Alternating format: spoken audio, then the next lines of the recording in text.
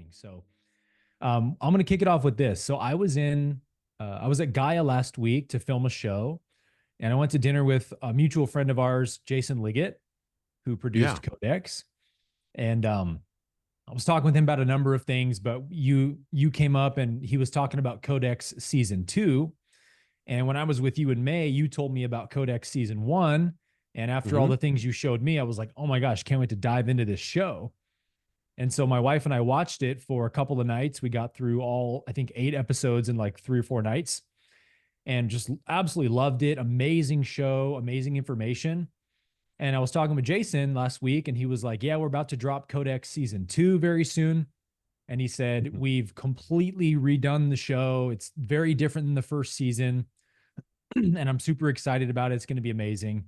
And I thought, wow, like the first season was so good. Like, why would you even want to change it? Number one, but number two, like I know Jason's an artist himself as a producer, so if he says it's better, I trust him. But the Codex show that you filmed with Gaia really goes into this Da Vinci Code stuff. So I just kind of Hmm. curiously for myself wanted to know what if you can tell us little secrets of like what are you going to be going into in Codex season 2, Well, and anything you can say about that would be yeah. fun. Yeah. Well, I think first of all, the first season was done by another mutual friend of mine and Jason Liggett, Sid Goldberg. Did right. And Sid's great. And we Yeah. we we definitely, for our first year vision, I think we did pretty well on it. I was pretty happy with it. But when Jason got the responsibility of it, because my work was starting to converge with Ancient Civilizations, which is their sort of Yeah. Yeah. flagship show, Yeah. and so they wanted this work to be able to have a seamless integration into Ancient Civ, and so Jason ended up getting the responsibility for becoming my producer for it. And also he does all of Matthias's shows, and there's also a convergence with Matthias's work as well. Right. Right. So, and also Are you Alan on Ancient Green's. Civ? I'm on Ancient Civ. I'll be on 6 episodes this year on the new Nice. season of Ancient Civ.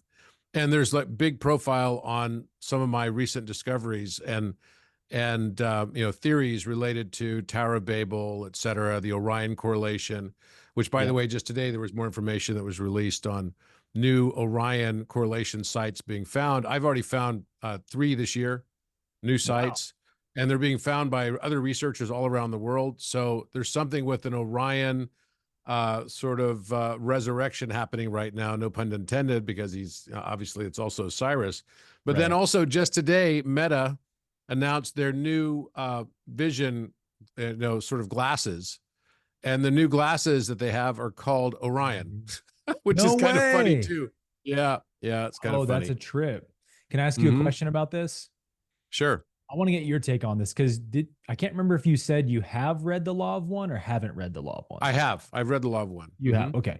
So you're familiar with the fact that Ra terms the Orion group is like the negatively polarized ET group. So whether it's all the stars in Orion or one that has a planet that's negative, who knows? But the negative ETs supposedly are the closest to us is the Orion group. So I'm curious, knowing that there's been a significant amount of negative infringement on our planet by the service to self polarity. Um, the what are those? The Aztec lines, the the Nazca lines. Nazca? Yeah, the Am I saying that right? Nazca lines. Uh huh. Yeah. Hmm. Supposedly those they were asked about by Ra in the Law of One, and Ra says those are symbols from a negative polarity ET race. So like this is what the negative ETs do. They travel around, they find planets they can screw with and get, negative polarity from. So I'm wondering if all these sites you're finding, and I'm assuming when you say you're finding multiple sites, you mean like the star alignments are Yeah, they're megalithic sites that have, big, large megalithic blocks or stone that are okay. carved and have inscriptions on them, or have petroglyphs that in combination with their location and their orientation one with another are forming Orion's belt.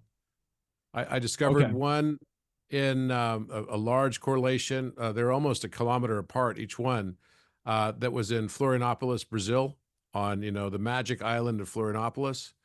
And I discovered one in Kopangan, Do you have Thailand. photos of these on your computer? I do actually. Yeah, I do. And also I discovered one in Tanalot Temple, which is broken into 3 locations in Bali. And that's Okay. also an Orion correlation. So it's kind of astounding that they're popping up this much and sort of revealing themselves. I think it relates to this. The best way I could describe it is this. What we are finding, and I could give a quick summation on it, and then we can go into the Yeah, detail of it. please. So you could get the thesis first, right? Yeah. What we're finding is that the story of humanity is a story that has the history of Orion in it. And Orion is this star constellation that has been enigmatic to mankind for a really long time. And it's not part of the traditional zodiac, even though it's right on the plane of the ecliptic. It's right there, and its opposite sign, Ophiuchus, is like it's 1 degree above and 1 degree below the plane of the ecliptic. And Hmm. so both of those signs, when you put them in combination, they actually end up right on the ecliptic. And so then you wonder, is there a 13th or 14th zodiac sign? And that's how fundamental this is. But I Supposedly think it there goes are to something 13, much right? deeper. Well, the 13th is supposed to be Ophiuchus, but there are no zodiacs, right, in the zodiac that have no other opposite sign, right? Okay, I see. Okay. And so they all have, like, for example, the opposite sign of Virgo is Pisces, right? Right. And the characteristics, then you start seeing those characteristics in the last 2,000 years that we've been in the Pisces age, or what I call the Pisceon. Mhm. The Pisceon, the last 2,000 years, has been, a story that has also been interlaced and interwoven with the shadow context, which is the shadow of the Virgin, which is Virgo. And so there's been a lot of guilting and shaming, et cetera, that comes along with, things like sexuality. The Mhm. virgin birth becomes a prominent aspect of Yeah. this storyline, right? All of these things, praying to the Virgin Mary, et cetera, et cetera. These are all aspects that are relative directly to the zodiacs that we're basically transiting through. And remember, we go forward Wow. through procession of equinox, but we go backwards through precession of equinox. So as we're going forward, we have 1 degree of our rotation, right, on the cycle of 1 year is going to be, 1 day of our time. That's the procession of equinox. We go forward 1 day, it's approximately 1 degree. There's 365 days in a year, but actually there are 365 solar days in a year and 354 lunar days in a year. Right, right. And so when you take the average of those two, it comes out exactly to 360. Hmm. We've just been ignoring the feminine side of the calendar. So that's why the Egyptians had a 360-day calendar and 5-day catch up, Oh, wow. That's amazing. right? So, and it's not partially correct, it's exactly accurate. So the number of days, if you include the number of days in the solar year and include the appointment of the leap year, then you have 365.4 days, right, in the solar year. And in the lunar year, you have 354.6 days. The two add together exactly to 720, and divide by 2 is 360. So it Okay. nails it exactly right on. And of Wow. course, you would think that, yes, it's like two sides of DNA strand, Right. right? Yeah. Think of it like that. And so then you've got this rotation that has to continue. And so it cuts off at the center, right at the center of the DNA strand, because time is DNA as well. It's Mhm. like a blockchain of all of our emotions that is the shape of DNA, time space. Totally. Totally. It's a That's an awesome Mobius strip. analogy. Yeah. DNA is a Mobius strip as well, right? Okay. It's a strip that you might have seen when you were in school. They'd say, okay, take one of these strips of paper, and then if you like twist it and then twist it again, then you could drive a car on both sides of the strip, right? The twisting allows that. That's called a Mobius strip. Yeah. And so you can say that time is like DNA, and DNA is the Mobius strip as well. Mhm. So all of our past incarnations and all of our future incarnations are embedded within the information superstructure of our DNA. Yep. I So you agree. don't have to remember all these things as some memory that's inside your brain. It all gets unlocked by raising your frequency through Yeah. your own DNA. Yeah. That's a huge point, man. That's not a small point. I think a lot of people in the spiritual world get that wrong and they think, oh no, remembering past lives, ancestral healing. That means having the conscious memory of it and healing. It's like, well, it's a little more complicated than that, right? They say, isn't it 99% of our DNA is junk DNA? Yeah. I think it's I mean, and there's no such 99%. thing as real junk though. That junk Yeah. is valuable, right? Those are the past lives, right? And so I think what's going on right now is the storyline, right, of Orion is the story of humanity. Humanity goes through this 24,000 year cycle. So as we go forward in procession, one day is 1 degree. But as we are going forward, we're also going backwards simultaneously because it's like a Mobius strip or like what's called a Klein bottle in mathematics. And so the time for it to go backward, it's just that cycle is much longer. That cyclic time turns out to be 72 years for every 1 degree. 72 years of our time for every 1 degree when we're on the long side of the cycle. And we've just completed the long side of the cycle. When you're having fun, time goes by faster. When you're having not so much fun and you're in Iron Age, it goes by slower. So in the next cycle, instead of having half the cycle be 13,000 years, which approximately is what it is, 12,960 years, the next half of the cycle is only 22,080 years. So that half of that is 11,040. So we have 11,040 years because time speeds up with mass time dilation and gravitational pull. And why does that happen? Because we get closer to Sirius A, our sister star. Really? Sirius A is 8.6 light years from us right now. As we get closer and closer to our sister star, the gravity increases for us, and therefore time speeds up. Oh, that makes sense. Right? You've probably seen the movie Interstellar. They land on the planet, and so Einstein's relativity, special relativity, shows that, if you're on a place with a very high amount of mass, then you're going to have time dilation effects, right? Your time is going to speed up. And that's why they were on the planet for only 45 minutes next to the black hole, and 23 years passed on the ship that was in the orbit of it, right? So basically what's happening is we've got a 24,000 year cycle, which is mirroring a cyclic relationship that's all relative also to musical notes in a 24 note scale of what's called quarter tone notes. And so we're born in all these different frequencies, and that has an impact on the lives that we have. And everything that we experience, what we call destiny, is really just the free will of the higher self. Yeah. So in this context, we're all on a hero's journey. The hero's journey is a story of Orion. Orion going through all of his lives and incarnations in the duat, the world of duality, where the aim of the game is to learn how to transcend the duality, love yourself and love the world around you, and not try to conquer it. Now, in the early stages of this game, in this cycle, Orion was a conqueror. Orion was the mighty hunter. Orion was a person who was very egoic, right? So all the negative connotations that we hear in Law of One were very much relative to that period in time. Now what's happening, right? So Orion's finally growing up and ascending because mankind is as well. I thought, so that's amazing because I always assumed, and maybe I could be wrong about this, but I always assumed when Ross said the Orion group that they meant that's where these ETs are actually from, right? But with the context you just gave, I don't know about, is Orion an Egyptian character, Egyptian mythology? Oh yeah, Osiris. Orion is Osiris. Yes. Okay. Why the two names?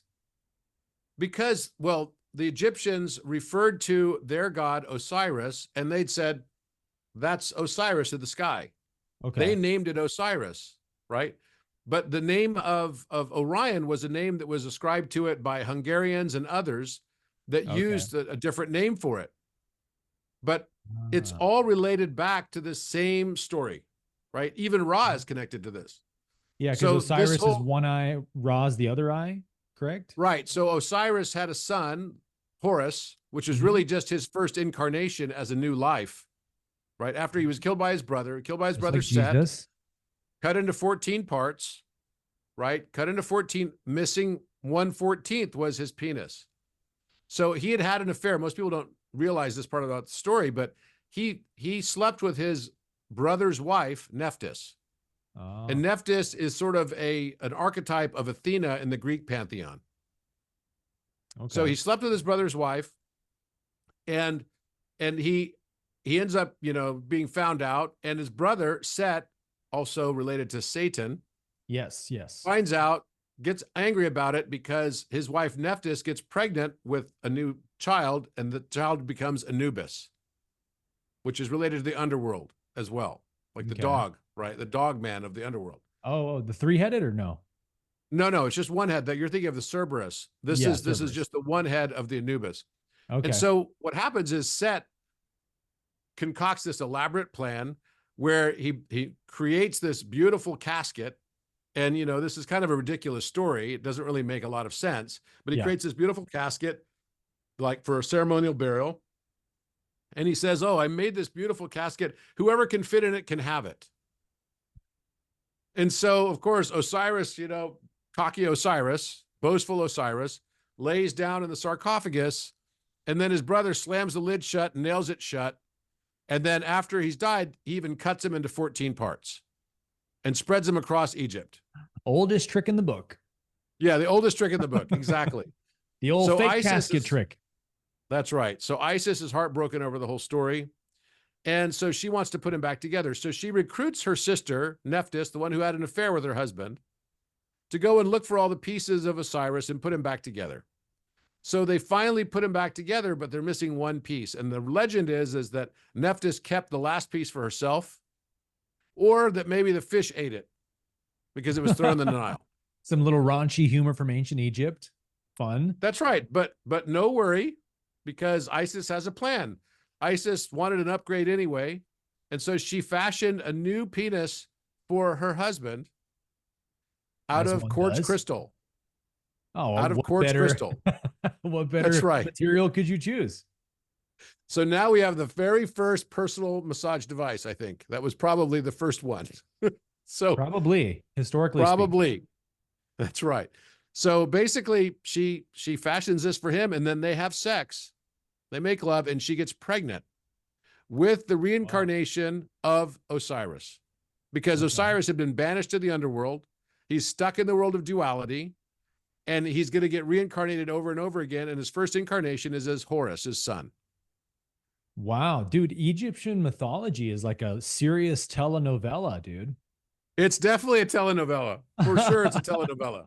This is amazing. So Well, go ahead and wrap it up, actually. yeah. So he ends up, getting reincarnated as Horus, and he wants to avenge his father's death, or his own death, right?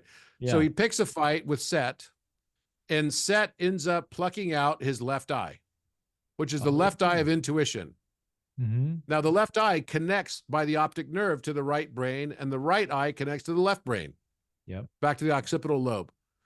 And so all he's left with is the eye of Ra. So his right eye of Ra is left intact. The right eye of Ra is the ability to perceive with the rational mind. Yeah. The left eye of Horus is the feminine side and the intuition, and that part is lost. The spiritual. When you combine the two eyes of perception, then you become a superconscious mind. Yeah. And what's called hemisynchronization of the left and right lobes of the brain. Mm-hmm. Mind-heart coherence. It's absolutely heart-brain coherence, 100%. Yeah. When the heart thinks and when the mind feels, that's when the river of wisdom flows. That's where wisdom comes from. So what happened was, Osiris gets reincarnated, and in some cultures, in some legend, some mythology, he's called Orion. In others, he's called Nimrod. In others, he has many different names. In fact, Osiris is reincarnated many times. Mm-hmm. Solomon was believed to be one of the Orion or Osiris incarnations, right? Melchizedek was believed to be one of them as well. Oh, I didn't know that. All of these, absolutely. And in fact, Enoch was believed to be one of them also. Yep. Yeah, they thought Jesus Enoch was a man who became ascended, who becomes Metatron. Yes. Yeah, the angel. That's a really interesting connection to me, the Enoch Metatron connection. But it's so clear that even in Jesus's day in the first century that they believed in reincarnation, because you have in 3 of the 4 gospels, the disciples asking Jesus, "Are you the reincarnation of Elijah or Moses or another prophet?" Like, this was a normal way of thinking for them in the ancient world. And definitely you see this in Egyptian mythology. But I was watching when I watched Codex and you did some episodes on this Egyptian mythology. I was blown away at the advancement of Egyptian mythology in what these symbols represent spiritually. Like where you have Set, who I think represents like the devil or ego, right? Like chopping up Osiris's body, separation, separating ourselves, fragmenting ourselves. That's how we get lost in Hmm. the illusion. And then Horus comes in, and the left eye represents spiritual perception. What does ego do? Plucks it out. Ego tries to rob you of your spiritual perception and leaves you only with cerebral, physical perception. And the whole like Egyptian mythology kind of narrative is coming back to merging both of those eyes of Horus and Ra together. That's the way we're meant to live, is divine perception and physical perception. And I was seeing all this on the show, like, wow, I knew the Egyptians were advanced, but when I watched their whole mythology and heard it explained, I saw the correlations right away and was like, oh my gosh, these people were really tapped in to spirituality in that sense. Yeah, absolutely. They're absolutely very tapped into spirituality for sure. And this whole story is a story of the hero's journey, and I believe we're in the world we're living in. I don't believe it is a world that is as material and as objective as we believe. I believe that the world is a I'm with you on mental that. construct, 100%. and that it is far more mentalism and subjectivism than it is objectivism and materialism. Mm-hmm.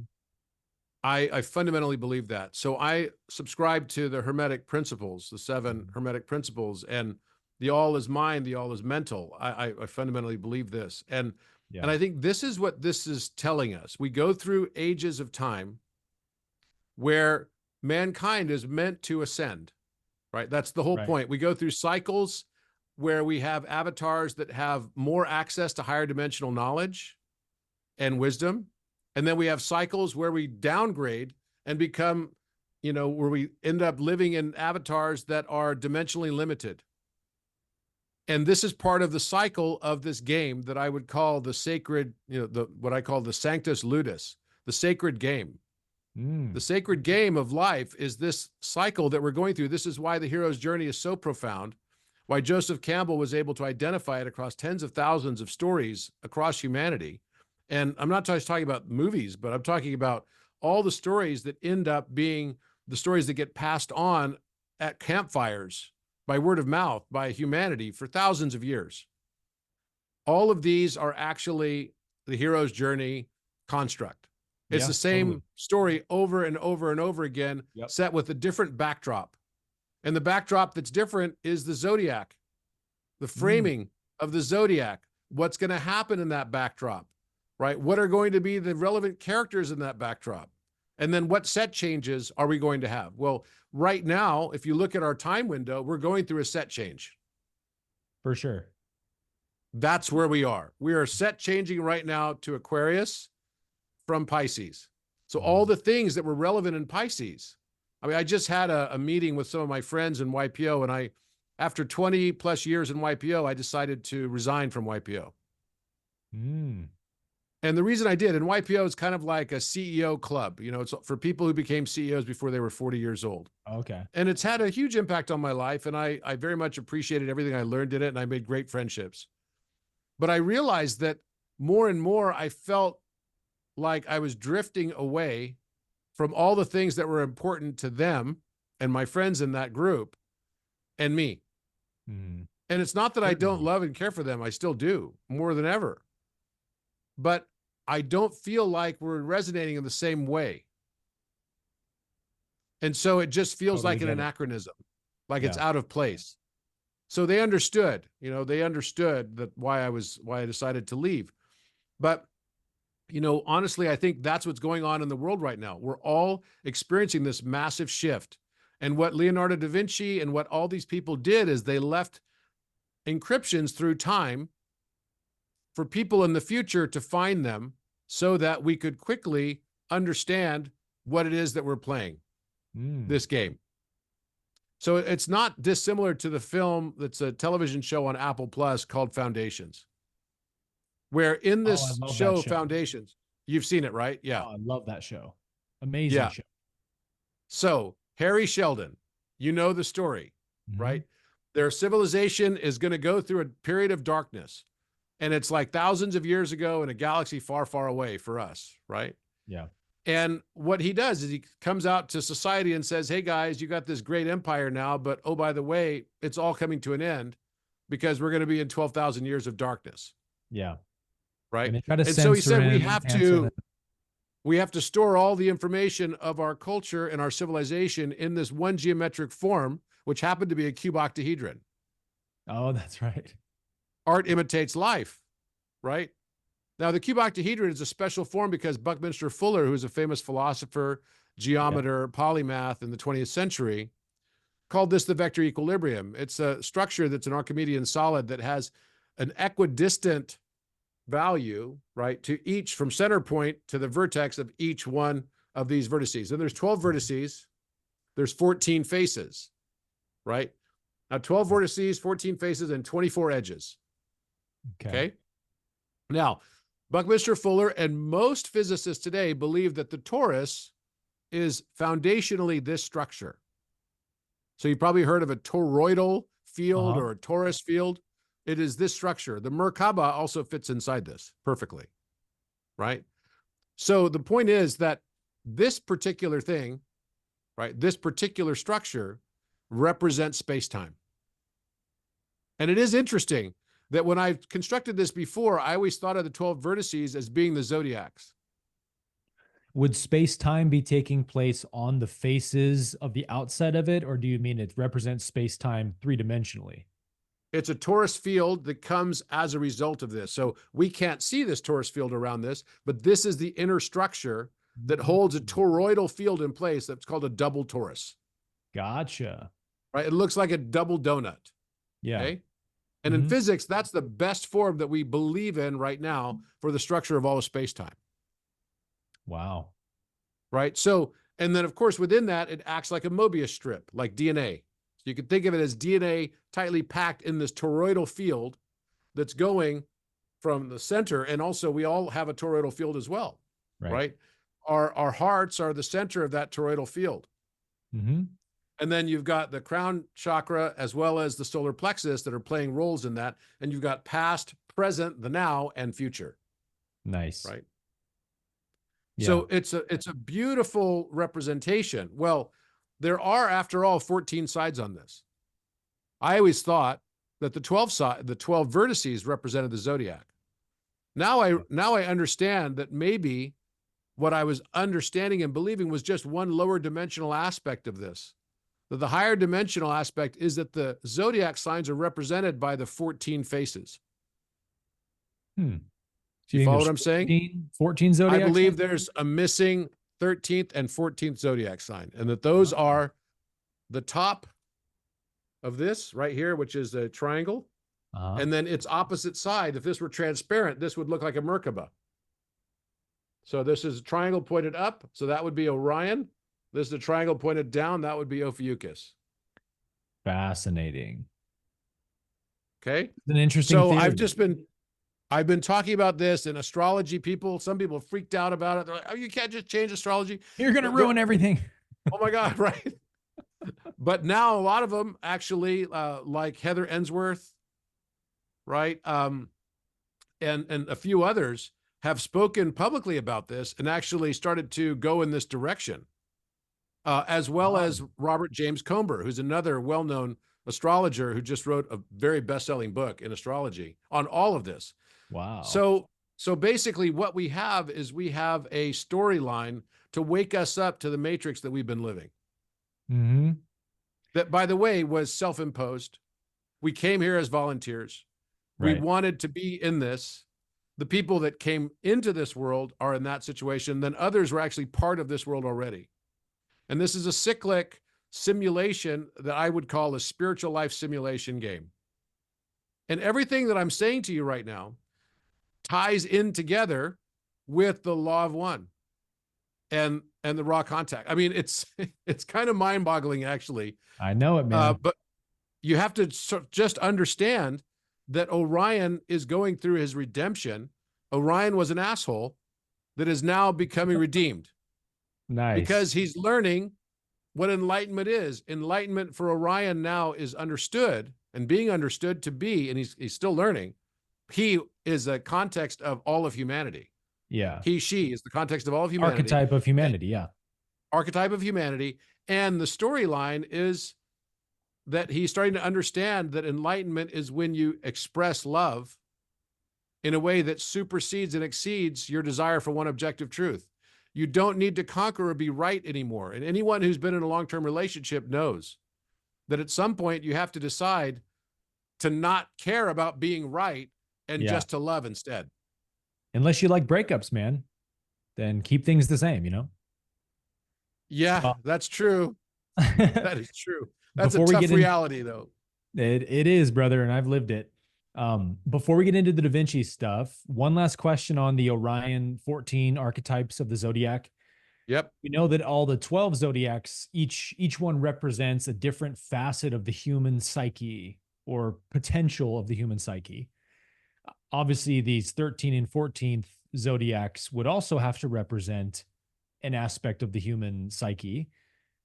Since you're talking about Orion and kind of like that moving from the negative polarity in the shadow to the positive, do you think that those two, the 13 and 14, represent a kind of shadow archetype that maybe humanity wasn't ready to fully see it yet because we weren't really fully looking into our shadow yet? And that's why it's being revealed now, you know? Yeah, because I think it's actually more like, you know, an eye can't see itself without the aid of a mirror. Yeah. Right? A fire can't burn itself, and a light can't light itself, and a tooth can't bite itself. Mhm. Consciousness can't perceive itself without dividing itself and creating a mirror of that perception. So you have to have this experience to be able to perceive yourself, and that's why we've not been able to perceive what we are, who we are, right? And that's why it's always felt kind of like, why are we here? What is this all about? What's the purpose, you know? And it seems like we've gone through these cycles of cataclysm where every 6,000 or 7,000 years, the whole thing might get wiped out. And maybe that's why we don't have any history beyond 6,000 years old. Yeah. And we're just now starting to see the history. And maybe it's also just because we are dimensionally limited to the fourth dimension until we transcend and realize that love trumps being right. And once we realize that love trumps being right, then everything starts to shift and you start to get your 5D vision and realize that time goes both forward and backward. You start realizing that there's a 24,000 year cycle that Plato called the Great Year. And that, yes, while we're going forward in time, we're also at the same time going backwards. It's just a 72 year for each degree cycle. Longer. That's right. But it is going backwards. It's because it's like a torus that's just going all the way back around. Yeah. And we don't see the arc of it because our lifetimes are only about 72 years. Right. So we can't perceive, right? It's like not being able to get high up in the sky to be able to perceive that there's a curvature on the earth. Right. Right. And we just believe in linearity. We believe time is linear, so we don't see the nonlinear nature of time. And maybe time and what we perceive as our distant past might also simultaneously be our distant future. Oh, yes. And we're going through this cycle after cycle after cycle, and we have set changes in the backdrop. And in some of these sets, we are intended to be of higher consciousness and less judgment. And others, we're intended to be of, you know, lower consciousness and more judgment. And you could look at it like chakras. We're going up and down. The 7 come 24 chakras that are now basically emerging as well. That this is all part of the history that was all left in the 5th dimension is now getting to be perceived by the people that move their perception into the 5th dimension. Yeah, makes sense.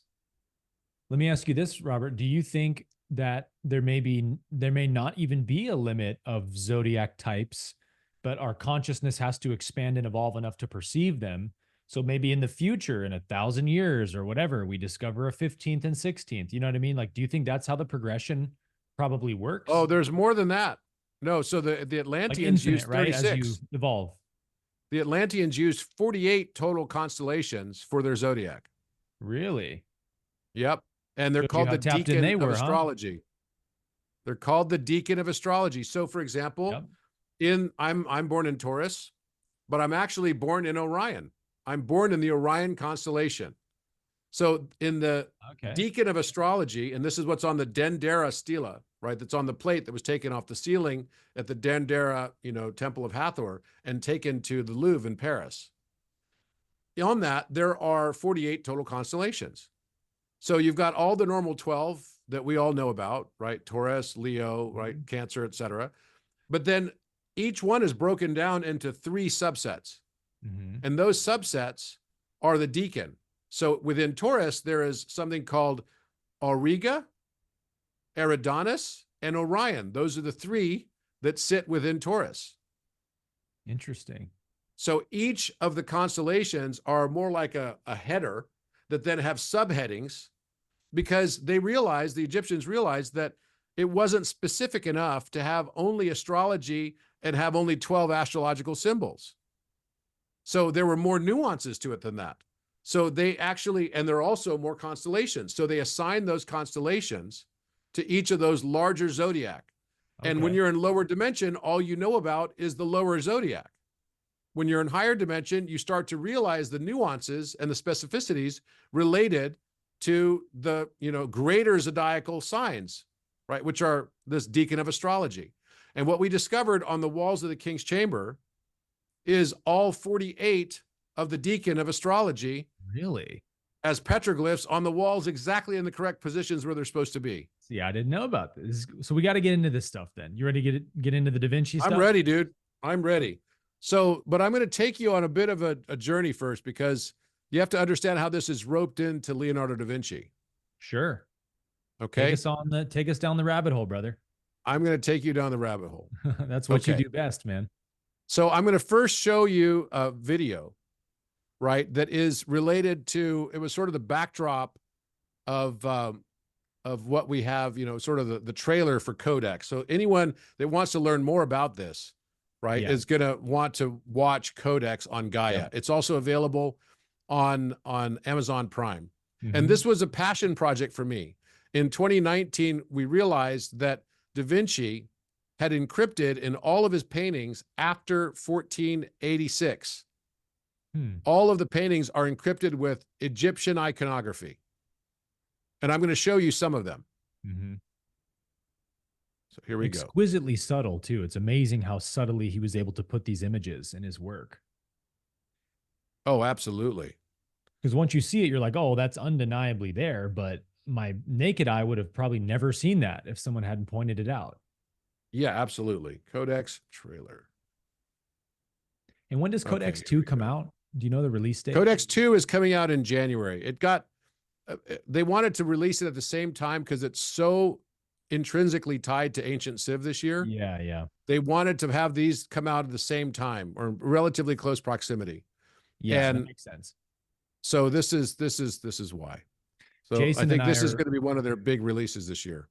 Jason and I have been working on a Law of One show since 2022, but we've had to put it on pause because he's had to do so many seasons of Ancient Civ.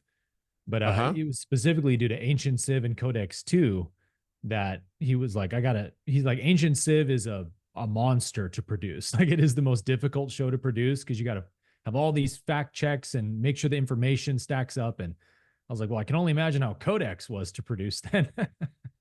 Oh my gosh. Yeah, no, it's been a real work. But the reason why this year is so different and so much, I think it's going to be better ultimately, is because we actually went full bore on the technology part. Let's go. And, we never had that option before. And so I just said, because it's just too expensive, right? So I just said, screw it, I'm going to pay for it. And I just did it. Wow. And so we ended up getting super awesome 4D graphics. They superimposed me. We had all the LiDAR scans of the Great Pyramid. And so we put it into this game environment and made it so I can go in the entire pyramid all the time now. Oh, man, I don't need to. I've spent 18 nights in there. I mean, you saw it. Yeah, yeah. And so we can find everything in there because I could spend days on end in there, right?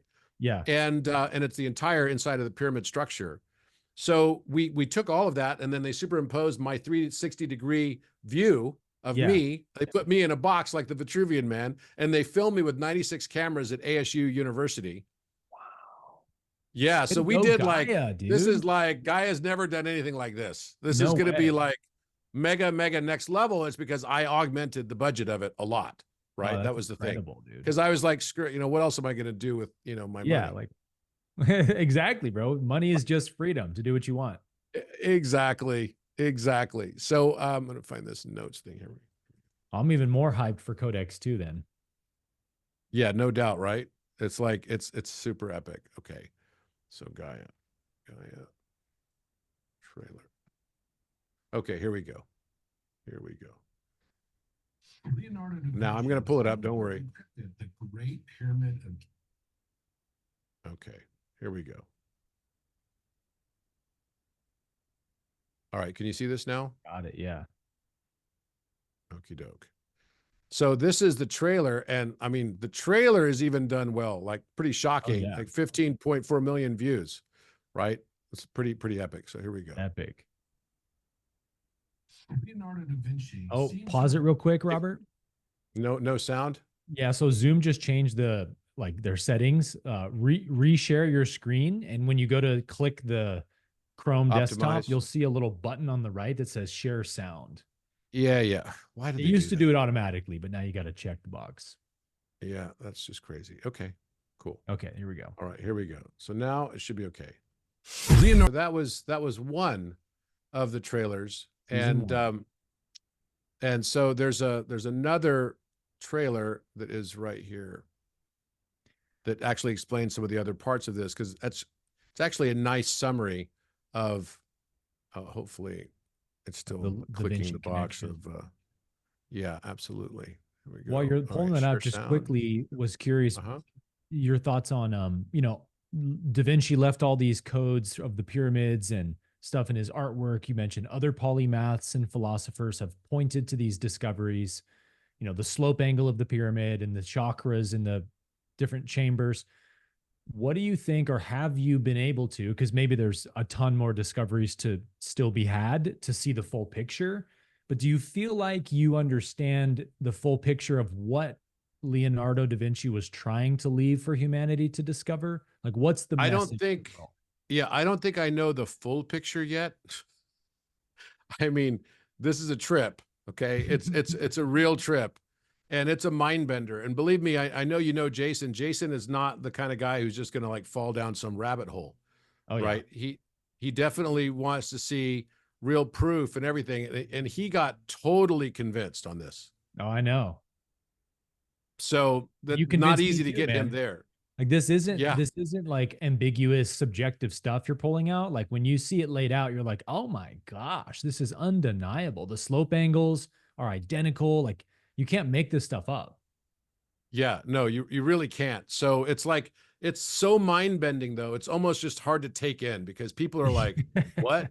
So I think one of the things he told me is that, I think Codex is one of the shows that is watched repeatedly by the viewers, Yeah. right? Because they I watch would it, they're like, imagine. what? I have to watch this again. I can't understand all of it. Yeah. It's like watching the movie Tenet or Inception, with Leonardo DiCaprio. I had Oh, to yeah. watch that several times because it was such a mind bender. This Yeah. is like that. It takes you on a journey, and the whole thing was made with intention so that it actually is trying to help you up level your consciousness. Geometry is like a QR code for the subconscious mind. Yeah, I And love that. this show is all about that geometry and the up leveling of the subconscious mind and bringing things out of the darkness into your awareness. That's Cracking the basically what QR it's about. code. Cracking the QR code. I So love it. here we go. This is the other trailer. Wait a minute. The world is now on the brink of change as we enter a new age. Okay, so you might have to unshare your screen again real quick. Together. You don't see this? We don't see it or hear it. The sound for some reason. Hang on a went out. second. I had the opportunity. Okay, let me try this again.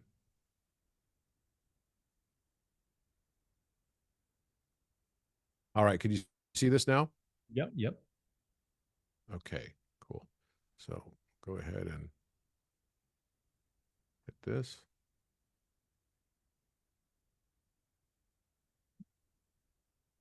The world is now on the brink Good. of change. Weird. No, it's still frozen on the same screen. Are you guys in the chat? Are you seeing the same thing I'm seeing, where it's just the So frozen? maybe I'll just try playing it in the smaller format. It could be sometimes. How about now? The world is now on the brink of change as we enter a new age that we'll be discovering and working on together throughout the course of this series. I'm Robert Grant, and this is Codex. I've had the opportunity to visit over 140 different countries. But when I went to Egypt and started traveling to all the ancient sites, I couldn't help but notice the numerous patterns that were left behind by the architects and builders in living stone. In 2019, I took a group to Egypt following the inscriptions left to us by Leonardo Da Vinci, embedded inside the Vitruvian Man, as well as the La Belle Ferronnière, the portrait of Anne Boleyn, the mother of Queen Elizabeth I, as well as the Last Supper itself. We realized on that trip that the Last Supper was a working map of the King's Chamber in the Great Pyramid of Giza. And we discovered, while there, 8 new stone reliefs in the actual King's Chamber itself. Okay, so that's a mind bender, right? Yeah. So you've got the Last Supper painting, which you But the guys Last all Supper recognize, right? This famous painting. Yep. But there's an Eye of Ra right above his head. Yep. Do you see it? And if you just look at the dimensions without the people and the table, like it's clearly the same dimensions of the King's Chamber. Yeah, it is. It's the same dimensions. And there's a portal right under here that's actually blocked off. It's not actually a door, but there's a door underneath it. Why would they have done that on top of this great master's painting? Come on. It was there all along as a symbology of the sarcophagus, which is a portal. Right. Yeah, yeah. So this is the exact position of the sarcophagus in the room where it was originally. Okay. And then you start noticing that there are hidden things in the walls. Now, first of all, the 12 apostles are representing, of course, and Jesus being the 13th, but then there's a missing person right here. The missing 114th. Right? Interesting. So you've got Mary Magdalene, and everyone knows the story of Da Vinci Code and said, oh, this is actually an inverted triangle, and that represents the feminine, so it's missing the feminine. Right. Well, what's more interesting is actually to measure this, because it's not an equilateral triangle. The angle. This measurement right here is exactly the Great Pyramid's proportions. It's 51.85 degree angle. It's just an upside down pyramid right here. 54. And then he's got the, sorry?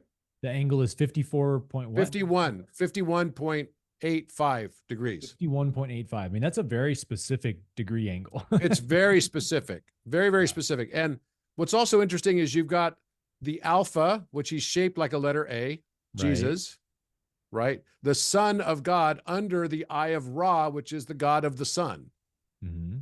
Yep. Okay. Yep. And then Mary Magdalene, if you look on her raiment, she has an omega shape right here. Yeah. Can you go my full cursor- screen, Rob? Because it's paused. You can maybe hit the full screen and it'll show, hopefully. Darn it. You it can doesn't see an show omega right here. It doesn't show the full screen for us. It's still the minimized screen. That's so weird. I don't know why. You know what I can do? I can just get a high-res version of it. Yeah, if you just have the image, we can pull up the image. Yeah, to connect the King's Chamber with the Last Supper painting of Jesus from Da Vinci is such a crazy connection. Like it could have only been divine providence that, allowed you to start seeing these connections, because once you see it, you can't unsee it or deny it, but it's really hard to see it. And once you do, the question is, okay, what does all this mean? Because Da Vinci clearly wouldn't have just put Egyptian symbols in his paintings for funsies. Like, he was trying to communicate something, and it may take us a lot longer to figure out exactly what it is, but it's so intriguing, man. Yeah, it really is. So here we go.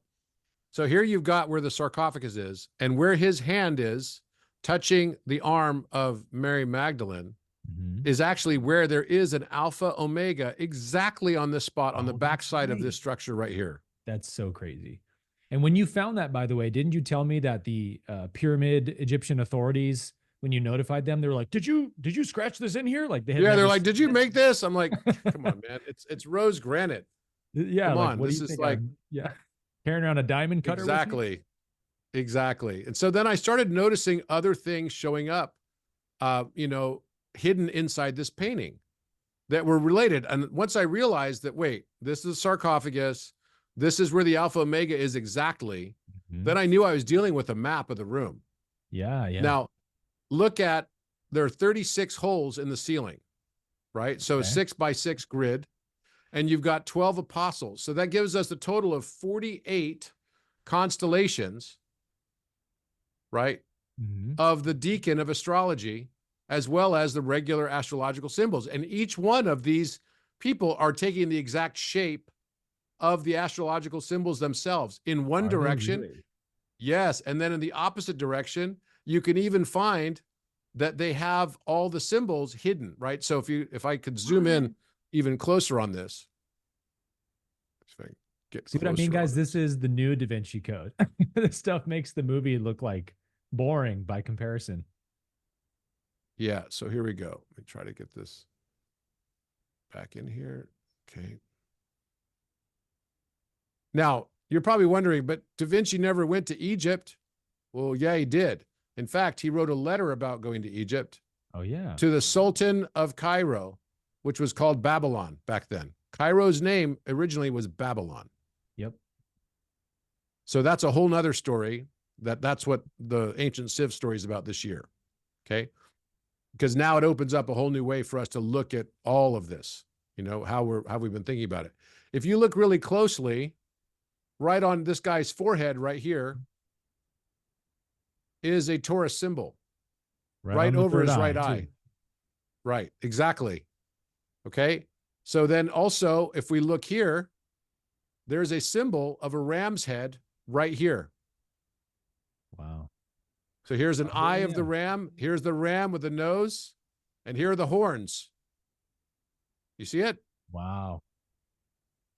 You have I'm just some tracing it images out. where you've sort of like highlighted the images from the wall. Do you think? Yeah, on the show we do. Mm-hmm. Yeah, yeah. So you guys will see the full, like the way that they project it out of the wall if you watch Codex. But when I was seeing this, my assumption is, you know, of why Da Vinci put these symbols so incredibly subtly on his paintings would be obviously that the Roman Catholic Church wouldn't have been too happy with knowing that he was putting pagan, what they would consider pagan symbols in Christian paintings and artwork. Would you say that that's probably the case? Oh, yeah. In fact, I found that when I was given access to the Vatican Library a couple months ago, back in May. Oh, yeah. How did that go? It was amazing. And I could tell you that when I went in there, the first thing I noticed was that they had hidden and encrypted Hermetic wisdom all throughout the entire thing and the zodiac. So that not even the Pope would understand it. The room is shaped like a brain, right? It's shaped like an open book that's also a brain. And right down the center are 7 columns, each one representing the different chakras. And starting with Adam, and then the next one is Abraham, and Abraham's holding a compass and straight edge, compass and square. And then the next one is Pythagoras, and the next one, next column is Hermes, Trismegistus. Literally, it's all encrypted into this room, and one side of the room represents faith, and the other side represents culture, the embedding of faith and ideology into culture, the right brain into the left brain. And the whole column structure is there intended to become like a corpus callosum for the room. Wow. The connective tissue between the 2 hemispheres of the brain. Amazing. It was mind-blowing. And it's undeniable. So they were hiding this stuff all over the place. And that was done, you know, during the time of Da Vinci was when they built that library. So you had Rosicrucian and Hermetic cryptographers who were encrypting all of this wisdom. Now, how did it come out in the first place? Well, the Vatican in 1451 released thousands of Hermetic texts to the world. Did they really? That was in its possession, yes. And so that became the foundation, 1451, the year before Leonardo da Vinci was being born. Incredible. So that's what spawned the Renaissance. The Renaissance was created by the Hermetic movement that came off of that. Rosicrucianism, everything came off of that. And we're going through it now again, because part of the thing I was doing at the Vatican was are now scanning all of the documents that they have and placing it online for everyone to see. They're tired of the bad rap they've gotten on it. So they just want to release everything and let everyone see it all. Okay, well, but the problem is they don't even know what they have. Right, probably true. Because it's all encrypted. Maybe this is the cynic in me, but knowing the Vatican, the Roman Catholic Church, and those ties, don't you think it's more likely that they're saying that they're releasing everything they have, but they're probably just releasing like, 5 or 10%, and they're going to keep the real secret text they don't want the world to see in those secret archives, don't you think? I think, I don't know, all I could do is take them kind of at their word to a certain extent. And they were pretty clear with me about it. And strangely enough, you never know how this is going to work out, right? You just literally never know. I walked into the Vatican Library. I'd gotten permission to be there. One of the top managers at the Vatican Library walks up to me like as if he'd known me forever. And he says, "Professor Robert Edward Grant." And I'm like, "Yes." And he says, "You remember me?" And I said, "I'm sorry, I don't." He said, "You came to give a lecture when you were CEO of Bausch and Lomb in 2010. Whoa. And you gave a lecture at St. Louis University, and I was a student there in MBA school." Wow. And he said, "And I never forgot your talk. It inspired me. You gave a 3-hour lecture." I said, "Yeah." And he's like, "So when I saw your name, I got this approval." Wow. How cool is like that? Unbelievable story, right? Like, wow. I couldn't even believe it. I was like, you never know how you're going to have an impact on people. And how things are, predestined or foreordained or whatever to occur. You just simply cannot know how that's going to go down. So actually I have the video here. I'll show you. Oh, nice. I had someone recently reach out to me on email who says that they work in the Vatican Library, and they said, "Hey, I love your series on the gospel conspiracy stuff. I'd love to help you do research." And I was like, oh my gosh, to have a connection with somebody who's in the Vatican to do research for me is like a dream. I think it speaks to when you're in alignment with your mission and purpose, the universe will open doors for you, man. Oh, there is no doubt about that. Like literally no doubt whatsoever. And I'm going to show you guys I've not ever presented this before. So I'm going to show you guys some of this stuff. But basically, this guy, I'll just pull it up here. He's the first guy I ran into at the Vatican Library. Ah. So Luca, we have a strange coincidence that you were in business school 12 years ago. And we met together. You was there, and you do a small lesson. A lecture. I gave a lecture at your university. About 2 or 3 hours. And 2 or 3 hours on leadership, right? Leadership. Wow, small world, unbelievable. It's a small world. Never thought I would meet someone in the Vatican Library who would see one of my lectures. Sorry. How funny is that? Like literally, what are the chances that this guy was at? It's absolutely right. That's the thing, is everything we think is, happenstance, and nothing is by happenstance. Everything is preordained, like literally 100%. Everything. Well, the big question I have then is, did you find any interesting texts in the library? Did it come of anything? Oh yeah. It was interesting.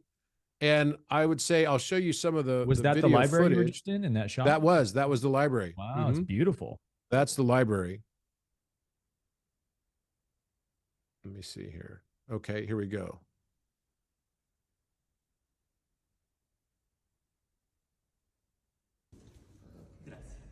Wow. See what I mean? It's an open book. Even the chair backs are like an open book. Yeah, wow. So this is the Sistine Hall. Sistine Hall.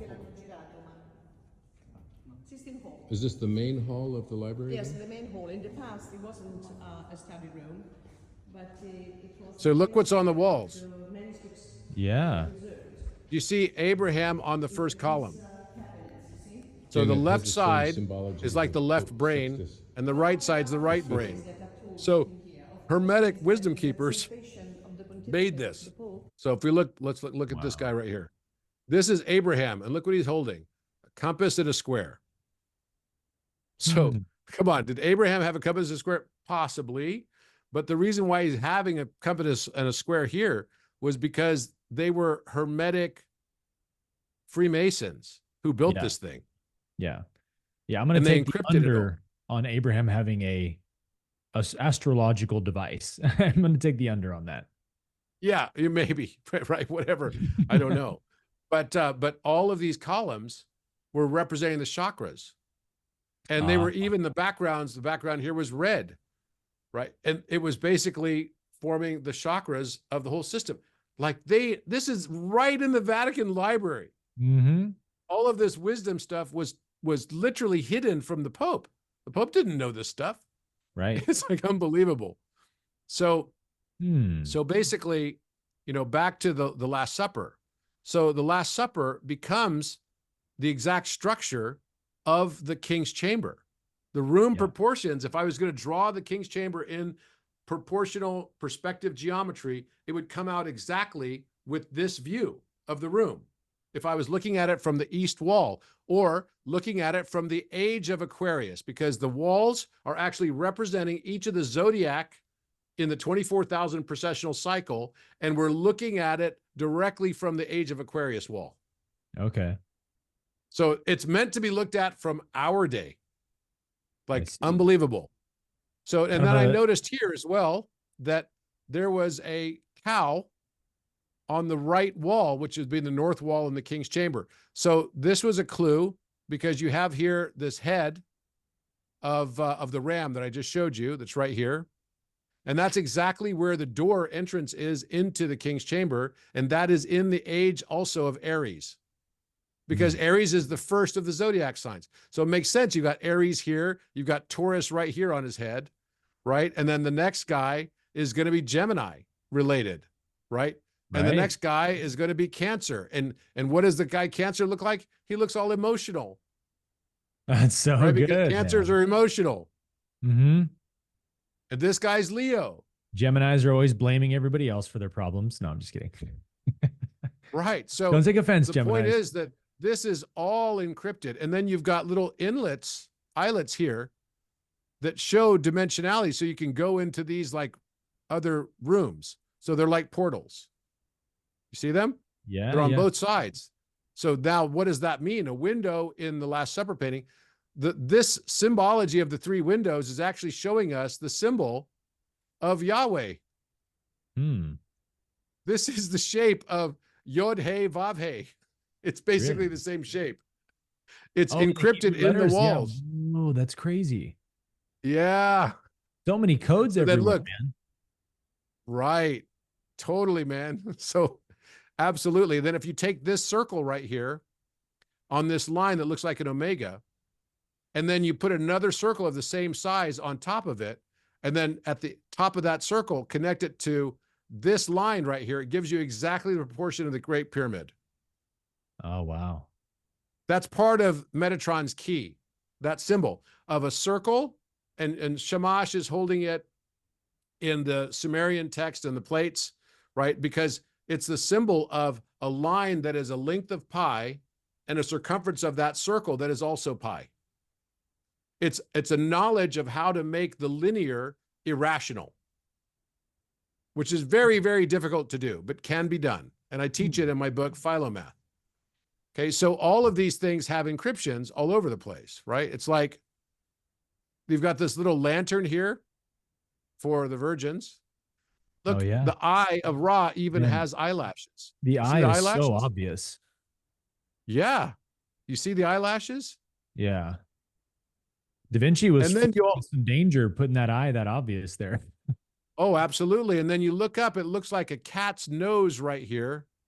And there's an eye here, and it's like missing on the other side, but it looks like there might be a cat face all across this. Well, it actually mirrors up with La Belle Ferronnière, which is the other painting by Da Vinci that has a woman, and it has an Eye of Horus on top of it. You add them together, and they overlay on top of each other. All the paintings by Da Vinci overlay on top of each other as well.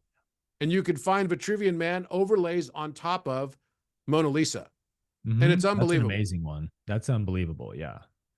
It must have been so hard to do all this, to make all your art pieces match like this. I mean, it's just a work of absolute genius. It's so mind-bending, you just can't even imagine how it would have been done. So you see here, though, that there's a cow. So these are the horns right here. You see my cursor? Yep, yep. Here's the face. Here are the nostrils. Here's an eye of this cow. Here's the ridge of its back going across the white section into this section. And then on top of the backside of this cow, it has in script Alpha, Q, W. Yeah. Which is one of the old ways of saying Alpha, Chi, Omega. Omega, lowercase, is a W. Right. So wait, you've got Alpha, Chi, Omega on the wall, and the Alpha is the representation for the Apis bull, and the Omega is the representation for the Hathor. So I was like, wait, there's a cow on this. And I saw this first. I was like, does this mean that maybe there's a cow on the wall in the king's chamber? And would you believe sure it? enough, there's a cow on the freaking wall in the exact same spot. Yep. That's what's going to help people connect the dots. If you have the images of the king's chamber symbols, that's when your mind really gets exploded. When you see the symbols on the Da Vinci painting, and not only that they're in the exact same spot, but when you trace the outlines like you guys do in Codex, you're like, oh my gosh, it is. He really did leave an exact replica of the symbols in the king's chamber, which means he, like you, was able to walk in there and say, hey, I can see some symbols on these walls. And he somehow cracked the code of what ancient people left these symbols for, why, and he put it in his paintings and in his artwork. It's just remarkable. Are you guys seeing this Mona Lisa right here? Yep. Okay. Yep. In the Mona Lisa painting, you can go online and look it up yourself. There's a strange little C-shaped thing here on the left side of Mona Lisa. It looks like this. It's like dark. Okay. What is this thing, right? Why is this here? And at the same time, I noticed that there's a shackle on the right hand of Vitruvian Man. Yeah. So Vitruvian Man was cut into 14 parts. That's why these partitions are made of Vitruvian Man, the vertical lines and the horizontal lines. And what we found is when you place the Great Pyramid on top of this, it reveals the location of all the chambers. Yeah, wow. Okay. And then look, I don't know anyone who's got abs that look like this. Have you ever seen 3 diamonds on someone's abs before? Not personally, no. Okay. Those 3 diamonds are Orion's belt. And it's in the exact same position of Orion's belt. And Orion's belt is the representation of the 3 pyramids on Giza Plateau. Right, right. Right. And then look here, this line right here is where when you overlay the pyramid on top of it, this becomes the king's chamber. And it's got this little thing up on top, which is shaped like the Yod symbol. And that's the king's chamber showing up there as well. I don't know anyone that's got that shape on there. But look, there's no shackle on the left arm. There's only one line on the wrist. But here there is a second line. Yeah. You see it? And it looks like a broken shackle hanging down. Like he's escaped.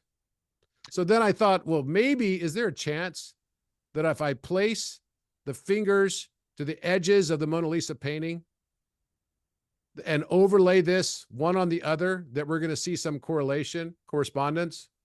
Well, guess what? I placed it exactly to the edges. So the fingertips go to the edges. And where does that shackle land? But right on top of the wrist of the Vitruvian Man. Incredible. And look, the circle, when you place his feet, resting them in perspective on the same thing that her hands are rested upon, the circle ends up crowning perfectly her head. This is the Vitruvian Man circle crowning her head, and then the hand fits back in the shackle, as if to say, wait, masculine and feminine are not separate after all. Yeah. There's only an illusion of separation. And now if we look even closer, we'll notice some other symbology in this painting. Because when you combine masculine and feminine, look what happens. Her eye is exactly at his crown. Yeah, that's right. Yeah. The eye of Horus, her left eye of Horus is exactly at the crown. And not only that, but notice there's a road here and there's a river here. That's kind of strange that Da Vinci would put a river here that's twisting and a road that's also twisting. Wow. Kind of repetitive. That's because they're two snakes. The two combined make the staff of Hermes. And that's the staff with the two snakes going up it. And the wings. And these two arms that he has are the wings, representing the wings. The combination of masculine and feminine, the hemisynchronization of the brain, gives us the staff of Hermes. So you've got the two snakes right here on this side and this side, and they meet together right where these two combine. So what is your take on the two snakes, the philosophical meaning of the two serpents? Because everyone today uses it to say, oh, look at the, Big Pharma uses that logo. It's the snakes or the devil and stuff. What do you think they represent? I don't think it's the devil at all. I think it's the representation of our highest divinity. That when we realize that we all have Kundalini life force within us. Kundalini, right? Yeah. Yeah, that those snakes are actually there as part of their dragons, that they're basically held inside of our bodies until we awaken. And then once we awaken, they come in and they light up all the chakras. And then you go into higher dimension. Mm-hmm. And you start living a different experience. I'm so glad you gave that answer, because that's been my theory on what the two snakes represent is, as you know, in the law of one, Ra teaches that we have the downward spiraling energy and the upward spiraling energy, cosmic and earthly prana, masculine, feminine. And Ra says it's where the locus point of those two spiraling energies meet that shows the spiritual development of the entity. So like we all have this cosmic prana spiraling down like a serpent, and it's the cosmic energy that comes in through the crown is very strong energy. And so you've got to build up your primal energy, the sexual energy or the Kundalini energy, to push up on that cosmic energy and raise the locus to the higher chakras. And so the idea is like, if we can at least get it to where the two energies are meeting at the heart center, then we're in the fourth density state. We're living from the heart. And I think that's a cool connection of what the two snakes up the pole represent. Is like the pole is the spine, the spinal highway, and the two spiraling serpents represent the two forms of Kundalini energy we have to harmonize within ourselves. That's right. And that's what these two paintings, the iconic representation of the Vitruvian Man and the Mona Lisa. And together they're creating a staff of Hermes. So, which is super interesting, right? And also you'll notice then that, Vitruvian Man here, you just overlay the two on top of each other and you've got this perfect fit. It's a perfect match. So nobody knew that before. That's not something that was in Dan Brown's books for certain. And all of this symbology is all relative to Hermetic wisdom. And look, even her Eye of Horus is exactly in the proportion of the Earth, Moon, and Sun relationship. Oh, look at that. These are exactly in the proportion. Now, the sun would be much, much larger. Right. But that's only because the sun is 864,000 miles. So Da Vinci encrypted this even in the inch proportions of his Vitruvian Man. The Vitruvian Man sun circle is 8.64 inches. The Earth circle is 7.92 inches, which is exactly 7,920 miles for the Earth's diameter. Incredible. And the moon is 2.16 inches, exactly in this proportion, which gives you the diameter of the moon, which is 400 times smaller than the sun. So all he did was take the two zeros off of the 8.64. Yeah. Yeah, because you couldn't see, again, it's just genius, right? Like you couldn't picture the sun to actual scale in any form of art, because it's so much bigger and larger than the earth and the moon. But so instead of that, he finds a different artistic way to depict it, which is through the measurement of the 8.64 of like, there's a little wink of this is what this really represents. And that also means that Da Vinci in his day knew the, circumference of the sun and the distance between the planets and all this incredible astronomy that I find remarkable as well. Like this whole subject is just such a mind blower in so many ways. Well, but is it that, or is it also possibly that it's just all part of the matrix construct, the game? We think that we're here living in this world in a escape room because it tends to suck sometimes. And maybe the aim of the game, for sure. Maybe the real aim of the game is simply to fall in love with it just as it is. I would say it is, no doubt. And if you do that, because actually the things you fight against, what you resist, will only persist. Mm-hmm. So the things that you fight against, the things that you're taking on as like, you know, I'm going to fight deforestation. You will end up living in a world full of deforestation. Yes, which we do. Because everything you judge is what you will attract until you no longer judge what you attracted. Yep. That's what this game, is. Really. It's a simple game. Learn to love it all without judgment. It's a simple game. Wait, that's exactly what Jesus said. Oh my goodness. Would you look at that? I mean, Jesus was very explicit about these laws, really the Hermetic principles. In, you know, one verse he says, if you do not forgive your brother his trespasses, your father cannot forgive you. It's like, whoa, there it is. And then he says also, judge not lest you be judged, for the same measure of judgment you give out will be measured back to you. And if that's not karma, if that's not law of attraction, nothing is. Exactly. And then he just said the two great commandments: love the Lord thy God with all thy heart, might, mind, and strength, and love thy neighbor as thyself. Okay, and then don't judge. That sounds pretty simple. So we've got these chakras, and the lowest chakra, the root, is the one with the highest degree of conditionality. So I've been thinking about what's the opposite of love. Is it fear, like a lot of people think? And I realized that love in its most simplistic form, in its purest essence, is unconditional. So conditionality and judgment became the opposite for me, the antonym of love. So the lower chakra is like 7 parts conditionality, or maybe it's 1 part love and 6 parts conditionality. Right. And then the root chakra, and then the sex chakra, the sacral chakra becomes, you know, 2 parts love and 5 parts conditionality or judgment. And as we move up, we finally tip the balance at the heart chakra, where it becomes then for the first time 4 parts love and 3 parts judgment. Yeah. Wow. And as we move higher and higher, we go to the throat chakra. The throat chakra is where we're now 5 parts love and 2 parts judgment. Mm-hmm. And that's when we enter the 5th dimension. It's the 5th chakra. Yep. The 5th chakra is where we end up entering a new experience of love dimension. 5D, everything's 5D, cool, right? Mm-hmm. And that's managed and controlled by Orion in the Taurus constellation. And it's funny because when you look at this, you'll see on top of Orion, who is this Vitruvian man, also Osiris, the archetype of humanity. And there's also, if you look closely, you can see an A shape right here. There's an alpha on his left wrist, and just as there's an omega on the right. Wow. You see what I'm saying? Yeah. There's a line right across here. There's an A. It's super subtle, but so is this. Look, there's a bull head right on his throat. Oh, wow.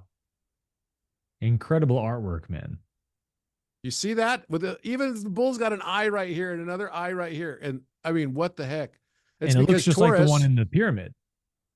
That's right. And it's Taurus is controlled by, Taurus controls the throat chakra, and Orion is in Taurus.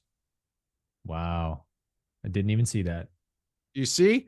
Now, this is the Alpha Omega that I discovered on the rim that no one had ever seen before. You can't see this with direct light on. This is light that's indirect. Yeah. And you could see it pretty well right here. These were exactly 5.605 inches, which is exactly pi times 10 taken to its square root. The room's perimeter in meters, which was not supposed to be known then, is 31.4159 meters exactly, which is pi times 10. Wow. They're always putting fractals, right, of like the same numbers at different levels. We're in a matrix that you have to start realizing that this is a interconceived matrix of emergence of the mind. Mm-hmm. It's full of encryption. Didn't you Here's tell a me Salvator that... Mundi. Oh, this is a crazy one too. Tons of symbols. Yeah, look at this. So you've got, this is an enigmatic painting. People know that it's encrypted, but nobody knew how it was encrypted. I looked at it and took a left image and a right image and realized that the left image makes a woman with 2 breasts, and the right image makes a man. Right? Now, what's interesting though is that he's also got his hand shaped like the letter A. And he's got the omega here, but he's wearing the cross that's coming across his chest, and it has a very particular angle. And if you look even closer, you'll realize that that is the exact angle of the Eris edge. Don't tell me it's the pyramid angle. It is. It's exact. And not only that, but along this embroidery, it's the number 8 over and over and over again. 8, 8, 8, 8, 8, 8, 8, 8, 8, 8. And 888 represents Christ consciousness. Does it? Now, what is this symbol right here in the center? That's the shape exactly of the king's chamber, with a little roof on top of it and everything. It's exactly how the king's chamber looks. So he's literally taken the pyramid and put it upside down. And then when you look at these 3 stars, these 3 stars are a perfect overlay to the top 3 stars of Orion. Look at that. And wait, there's more. If you look really closely, you'll notice, wait, that's the pyramid. The hand shadow is the pyramid shape. Wow, yeah, look at that. Like the base of the pyramid? Yeah, like from the base, this would be the base down here. This would be the top, the apex of it. Even the fact that it's got a missing pyramidion. And then you got the 3 top stars of Orion right here. It's a perfect match of the 3 top stars of Orion. Yeah, wow. You see what I mean?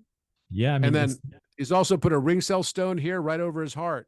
And then one right here over the solar plexus. And then this flips to the crown.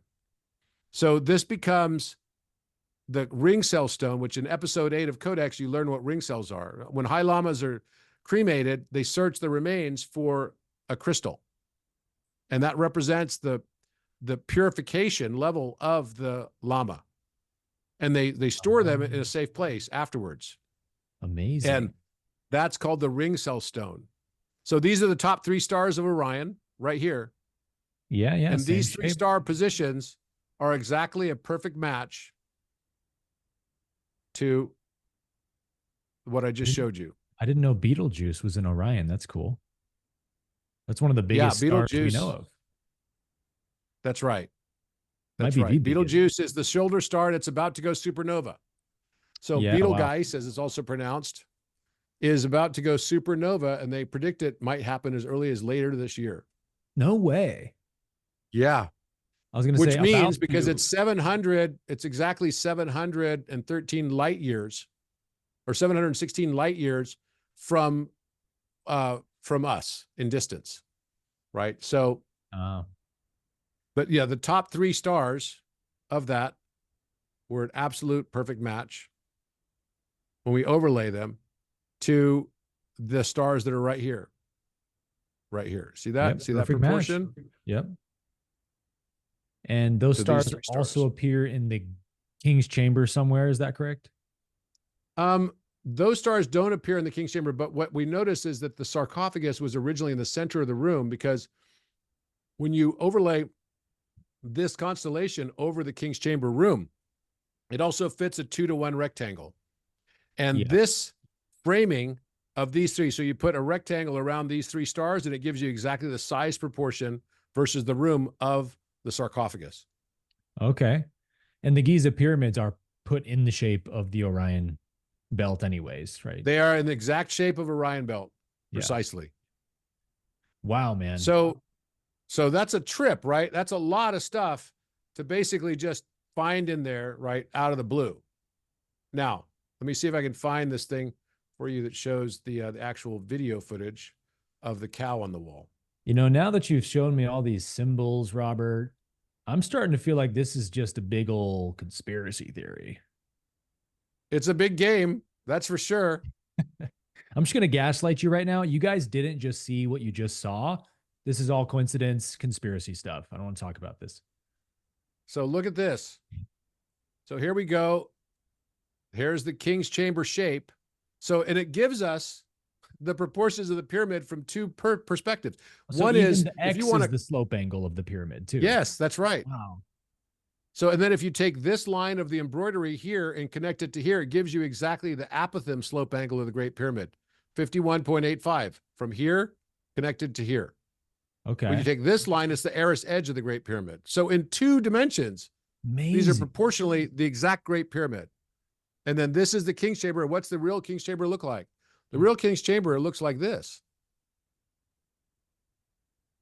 And it's got the same angle on the embroidery too. Yeah, wow. Come on, man. It's crazy. See, what makes this a slam dunk to me is just the mathematical improbability that Da Vinci could have accidentally put the same exact slope angles and ratios and symbols in, 5 or 6 of his pieces of art. The mathematical probability of that is totally nil. So clearly he was putting these symbols and slope angles in his artwork to communicate something. And that's just what still continues to intrigue me. That's what I say. Whenever someone says, oh, that's just a coincidence, and I'm like, bitch, please. Those don't exist in my universe. Yeah, I'm sorry. It's just that's just some people are like, oh, that's you're just divining patterns out of this. That's pareidolia. Okay. Well, what's the opposite of pareidolia? Oh, it's just lower consciousness. Yeah. We're all just asleep because then we can't see the patterns. That's the point, right? Yep. That is the absolute point. Now, I'll bring this up now because I'm going there this weekend, but I wouldn't otherwise. So I met with Robert Schoch.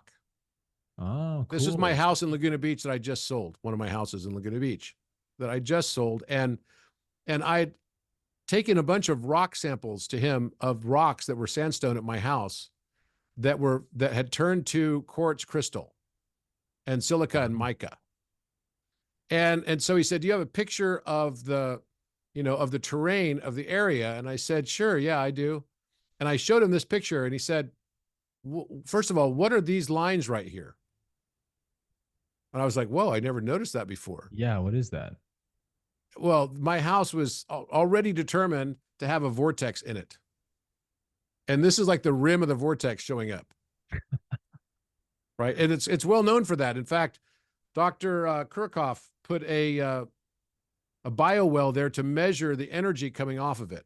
It was a well-known place. It was measured for 2 years. Is that what you built? But then he said to me something else that blew my mind.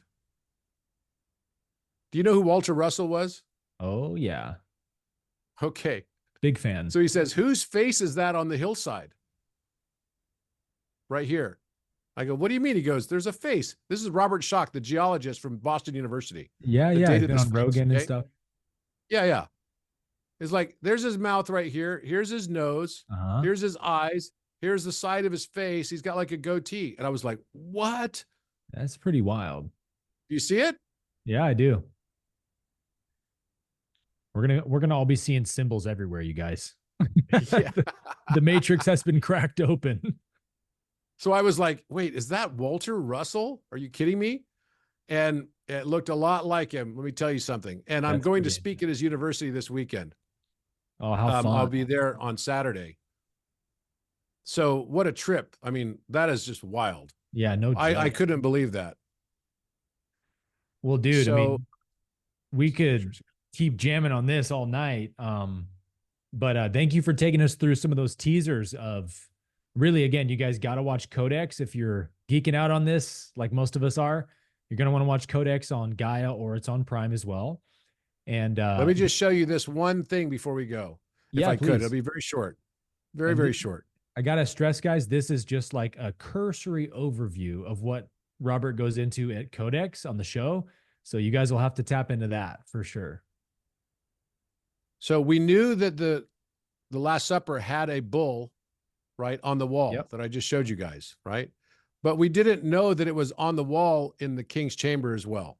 So then we started looking for it, and it was actually Susie, my partner at the time, who found it. She found it. Discovering. Go ahead. Well, we just found something else here in the King's Chamber. There's a bowl here. Here's the face, leg, horn, body. And then something here, Yeah, wow. And look, there's a diamond shape right here There should be no linear lines on this. And there's an inverted diamond shape right here as well. Mm-hmm. And Now, isn't it like a smaller bowl inside of a larger bowl? yes. And there's a larger cow right here. Here's one horn, right? Here's an eye of a larger cow. That's the Hathor, the mother. And the face comes along this. Here's the neck, and here's the legs, and here's the hoofs. You can see the hoof right here even. Oh, yeah. Right? And then it goes all the way around. So it's a larger cow and a bull inside of it. And so then I thought, well, geez, maybe there's a bull inside also of the Last Supper painting. And we found the smaller bull overlaid on top of it as well in the white section on the wall. Insane. With a Taurus symbol on its head. So then this opened up this whole new way of understanding what the Great Pyramid was. And we realized then that the King's Chamber has every one of the zodiacs on them, the walls, and the walls are covered with petroglyphs that we've now been able to identify all of them. And I presented it to the Egyptian government in December. Oh, wow. That's amazing. That's huge, man. And I presented it to the Scan Pyramid Project, who is now trying to use their laser systems and interferometry to be able to recreate the entire thing with all of the petroglyphs. Amazing. With computer modeling. Because you've done that with the Apple Vision Pro. I did it with the Vision Pro, right? And I showed them all of it. They saw all of it, and they were like, "Wow!" So now they just want to corroborate that. Yeah. And prove it. They saw it. It wasn't like a point of discussion, you know. It was like, yeah, they get it. Like, no doubt. I'll show you what you told me what too, this really Robert, is. You told me too when I was with you that you had told the Egyptian I don't know if it's like the pyramid research team or whatever you would call it, you showed them how you discovered that there must be a fifth chamber above the King's Chamber. And then they went and did some kind of radar scanning and found it. And then they invited you to be a part of the research team, no? Yeah, that's right. So I had a call with them about this, and that's what I presented all this stuff to them. And I predicted exactly where the new chamber was going to be found, and it was exactly where I said it was going to be. Right on the Vitruvian Man. It was on the throat chakra line of Leonardo da Vinci's Vitruvian Man. It means that Da Vinci had a map. He had a map of the entire inner structure of the pyramid, I believe. Yeah. So these are the deacon of astrology. These are all of the deacon. And as you can see, here's Taurus, and here's Orion, Eridanus, and Auriga, right? And they go around just like this, the 36. And then here's the 12. Oh, I love the pattern. Right? And right across from Orion is Ophiuchus. So if you are, a Leo, you have an opposite sign that is, exactly opposite that period of time. So, if you look at Leo on here, right, it would be Crater and Pegasus and Aquarius. So Aquarius is the opposite of Leo. My so daughter's your shadow will take on characteristics of Aquarius. Makes your sense. persona becomes Leo. This is the way that the room is situated with the 12 major zodiac signs. It's a 2-to-1 relationship, which is all about doubling an octave, doubling the volume, right? How much you have to increase it. We even discovered the face of Orion on the wall of the north wall. Oh, yeah. Wow. Right above the bull and the cow. Here's the bull, right? Here's the double diamond interpenetrating each other, and then the cow right here. And you can see its hoof right down here as well. You can see a face of a man. So focus in on the two pupils. Yep. People here, people there, and is looking west towards, you don't say that you die in Egypt, you say you go west. Oh, that's right. So this is his nose bridge right here, but he's also got a bird on top of it, which is the constellation of Lyra. Lyra and Cygnus are right next to each other, and they're right over his face. So you've got a nose right here. Here's one nostril. Here's the other nostril, and it's in 3-dimensional perspective view.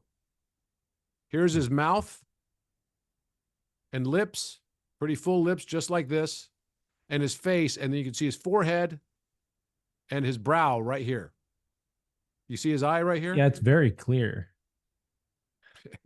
How old do you believe the pyramids are, approximately? I believe they're 13,000 years old. And you can actually see DNA on the wall as well, going right over the mouth, because when you open the throat chakra is when you get the 24-strand DNA. Interesting.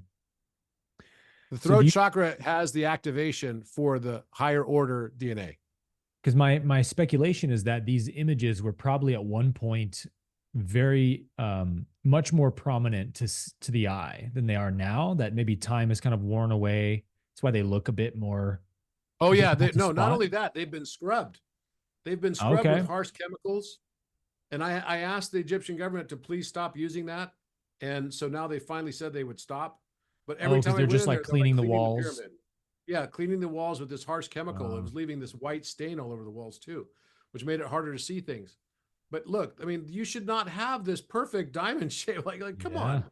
It should not be there, right? And if you saw it from the side, you would see it's literally etched into the walls. And this is what I see when I see it. It's overlay on top of overlay. You have Draco, you have the Orion constellation, which is also like an hourglass. That is the shape of Orion as well. Canis Minor and Orion's face, and then DNA all across the wall, going up and down. You can also see the two birds. This is the pupil of Orion. These are the two birds. This is Lyra and this is Cygnus. Wow. You can see them up here. You see them? I See do. the bird's Yeah. head. You see the beak right here. Yeah. These are all etched into the wall.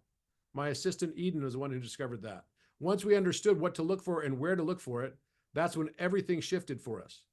Now, the walls, the four walls of the King's Chamber, are also matching our four North Stars in the night sky. Look at that. So right now we're in Polaris, but 6,000 years ago we were in Thuban. And 6,000 years before that, we were in Vega as our North Star. And 6,000 years before that, we were in Deneb, which is the swan. Wow. It's Cygnus. So this exactly mirrors the shape of the King's Chamber, a 2-to-1 rectangle. I believe the King's Chamber is a giant clock of time, telling us this 24,000 year cycle where the Earth ends up moving to different North Star positions through pole shifts. We think that it's a gradual process. We don't know that for certain. Oh, where the axis points, that makes sense. That's right. That's incredible. It makes sense So- when you look at it from the Law of One's teaching on the pyramids, that they were like initiation centers and healing centers for spiritual expansion, that they would put the spiritual symbols they found most true and meaningful to them on the walls of the initiation center. And that's exactly what Freemasons still do today. Right, right. The So huge this on is symbolism. I believe that the Great Pyramid is a spiritual ascension stargate. That each I would block agree. on the walls, each block on the walls is of a different X, Y axis and a Z axis. So it's also the depth axis is different for every block. They're all irregular and they all have different constellations printed on them as a coordinate system in space-time. Incredible. They're all made of 70% plus quartz crystal because they're granite, and granite is 70% plus quartz crystal. And this is the room itself. It's a planetarium, and it gives us access to the Orion spur of the galaxy, which is the Orion arm of the Milky Way. So this is the symbology that keeps showing up over and over and over again. It's All the Orion symbols. traversing through the zodiac of 24,000 years. See what I mean? Yeah. Right? Here's the Omega. The Omega. It's also Libra. And she's in exactly the position she's supposed to be for Libra. I see. This is amazing. Like, I thought I knew all this stuff, and you just pulled out like 15 things in this conversation, like connections I didn't know about. This is just like an endless fractal, man. The more you you're look at it, getting the like more a you see. Tiny, tiny segment of what you're looking at here is the way that, hundreds of years ago it was depicted for all of the 48 constellations. So here's the Swan, here's the Lyra, right? And they're right next to each other. Okay. And based on their orientation is how they get presented on the walls inside the King's Chamber. They all generally match the positions they're supposed to be in. So it's like this. These are the ones that are on the north wall. So here's Orion. Here's Taurus, right? Here's Cetus, Eridanus. They're all there on the walls. This is what's supposed to be on the south wall, and it's Ophiuchus, which is directly opposite from Orion. And all of these constellations we have now found. So it's a trip, man. I'm telling you, this is like such a crazy story. I can't even believe it myself. And this is where we discovered that, you know, I said that there was going to be another chamber exactly at the line of the throat chakra. And that's exactly what got published by Jean-Pierre Houdin, who's a famous Egyptologist, and used the scans, the muon scans, to reconstruct a paper that showed exactly that. This is his paper. But nobody's been in that chamber yet?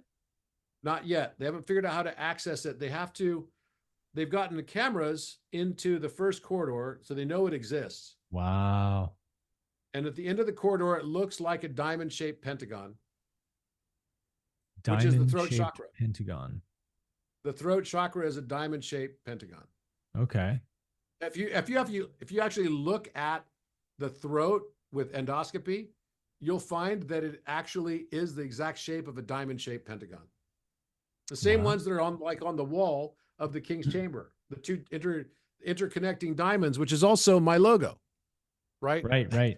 It was my logo for years already. I had no idea. It was on the someone wall. Sent me a video by Dolores Cannon, and Dolores Cannon was saying there are hidden things on the walls of the pyramid that no one would see until one day the guy with the right energetic signature with the right geometric symbol would matching the one on the wall would be able to see it, and then everyone would be able to see it. Oh man, that's a pretty spot on prophecy. That's exactly what she said. If you haven't seen it, it's pretty epic. It's worth watching. But so this is the staff of Hermes, the two snakes. Oh yeah. Da Vinci encrypted all of this. Oh, I see. Wow, it's amazing. Right. So all clever. of this stuff is here. So what is this really leading us toward? This is what it's leading us toward.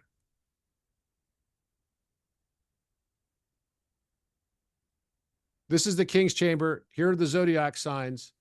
You overlay the Orion on top of the King's Chamber. It also makes it roughly a 2-to-1 rectangle.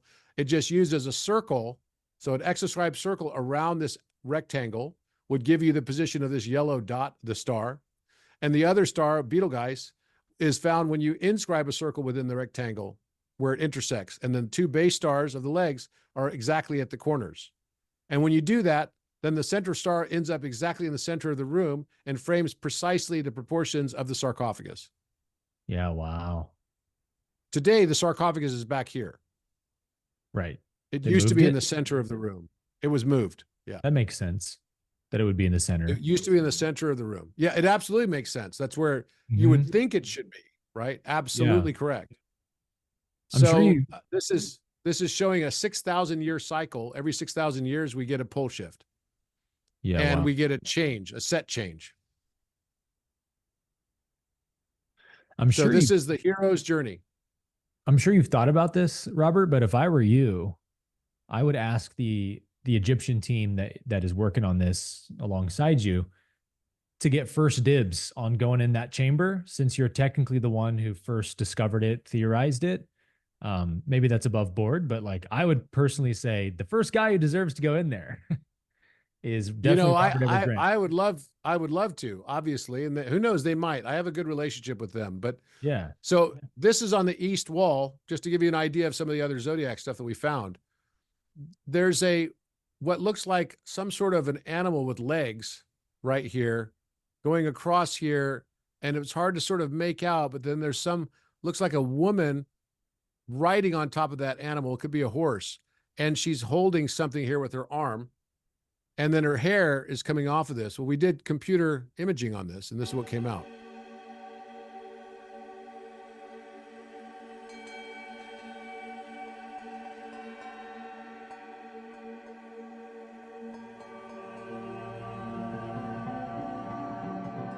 And which zodiac sign is this?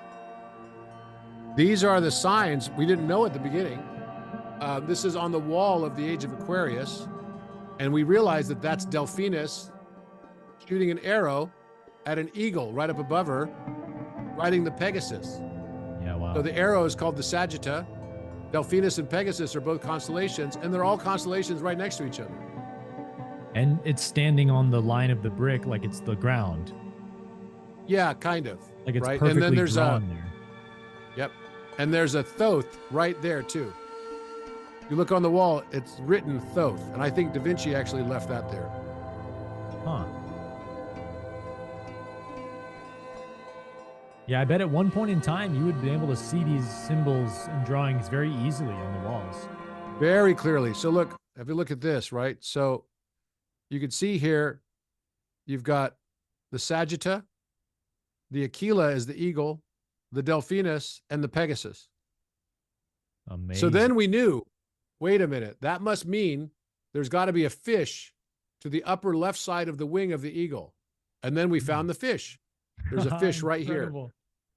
Here's the tail right here, and the fish comes right here. You see the shape of a fish? If I go back, you'll see it a little bit better. There it is, right there. You see the fish right here? Uh-huh. Oh, yeah. The tail, Yeah, the super fish shape prominent. right here. That's Piscis austrinus. We hadn't even discovered it yet. Pisces? That's the thing. We're like, we figured out that it had to be to the left of the eagle's wing. And sure enough. And sure enough, it was. So these symbols have all been, scratched off. They've certainly been damaged. This is from the LiDAR scans of the room. So this is from the game environment where we could actually have perfect lighting and everything around the LiDAR scans. So now you can see the bull. There it is.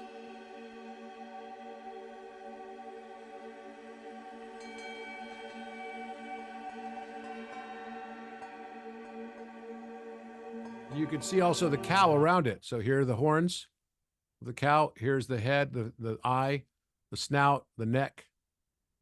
You see that? Yeah, you have to have a very diffused vision when you look at these symbols. If you look hard for them, you miss them. Yeah, that's right. Just like the Alpha Omega was missed forever. Right, so here's the Orion's face with the bird over him. It's almost like he's wearing a mask, like a superhero mask. Like we're definitely in a game. And it is 5:55 right now. Look at that. It's like he's wearing the bird over his eyes like glasses. That's right. Like a mask. Yeah, wow. And they did wear masks in ancient times a lot. Yeah, sure they did.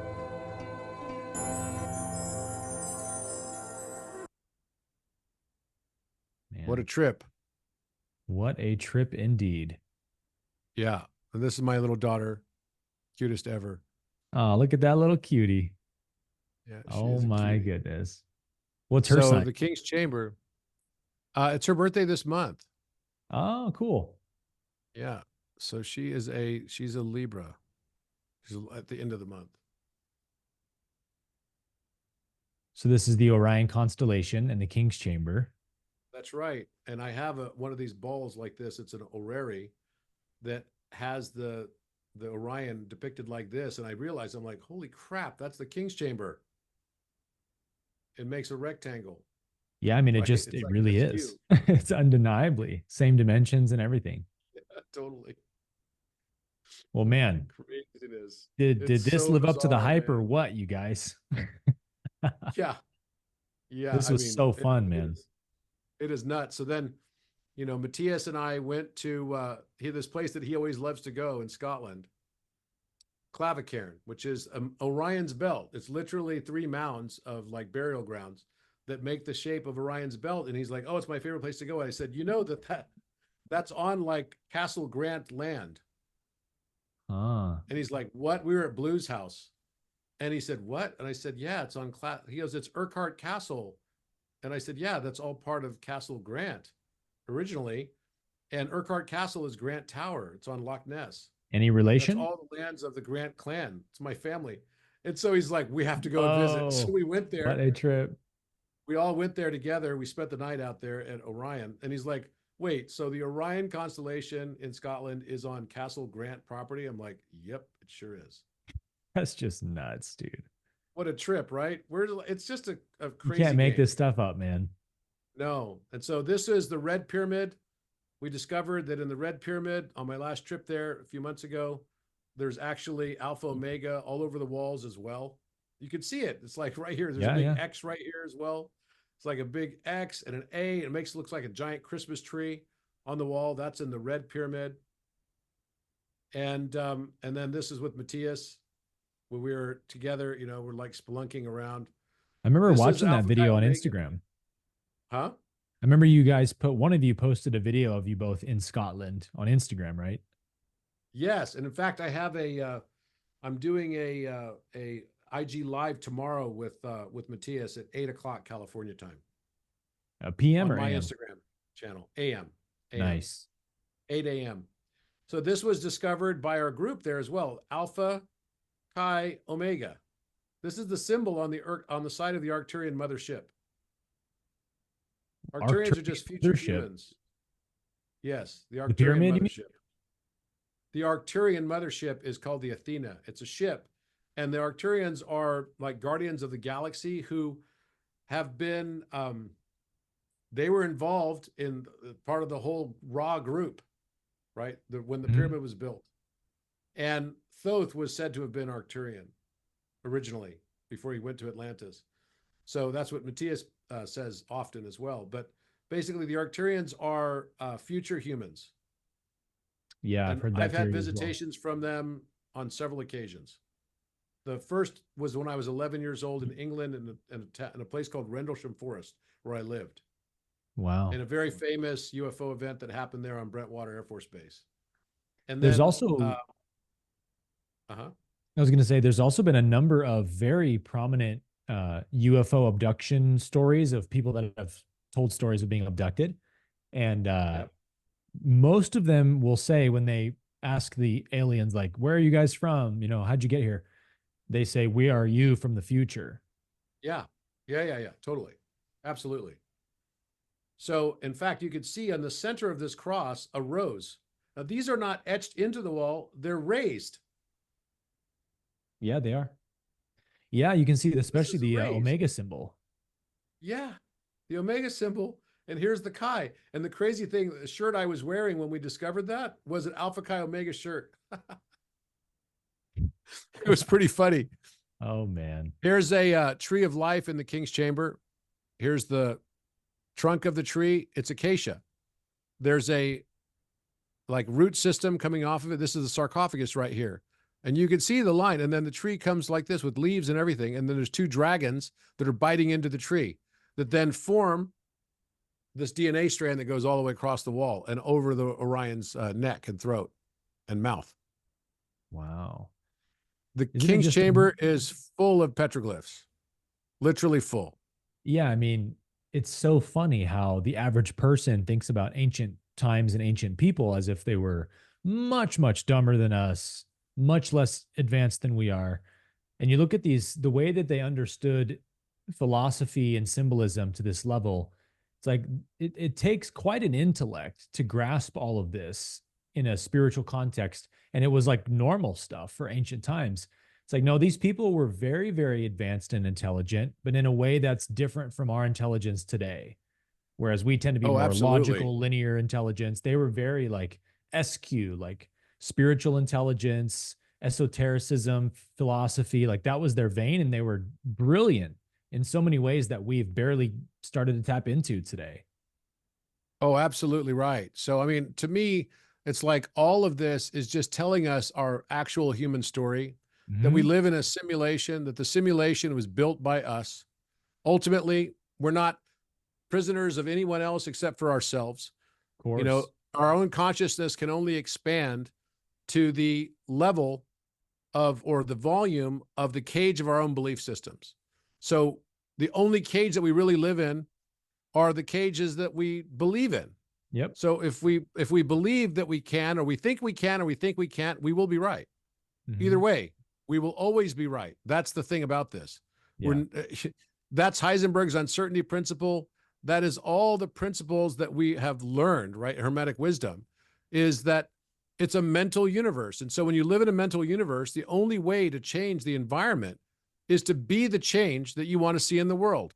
Yep. If you want to see a world with more compassion, then be more compassion. If you want to see the world with more love, then be more love. You want to see the world with more kindness, then be the kindness. Mm-hmm. Stop judging it in other people, because the moment you stop judging it in other people is when you start understanding and realizing that it's you. You, each of us changes the world by being that change that we want to see. And, you know, we're not here to escape this earth. We're not locked in by somebody. There's nobody. And Orion's finally waking up, and we represent Orion. All of us do. We're finally waking up and realizing that it's not, there's no fun in conquering. It's not fun. I went to the United Nations and spoke at the CEO summit and told everyone there that, you know, to a room full of overlords, I said, does the world really need more overlords? Does humanity need more overlords? Because it's not very fun to be Lord Farquaad in Shrek. It's just not fun. It's a thankless job. Yeah. It's too hard work. It doesn't make sense. So if you want to see the world without wars, then heal yourself within. Yeah. That's the message, brother. And the law of one is so clear about this. I love the way that everything you just shared weaves so well into the law of one teachings, that we come here to master ourselves. And for me, like the main teaching that I give in 40 University from the law of one is this whole concept of spiritual balancing, which is their version of forgiveness or non-judgment. But the way that Ra puts it's very unique in my view, which is that all perspectives are equally valid from the creator's view.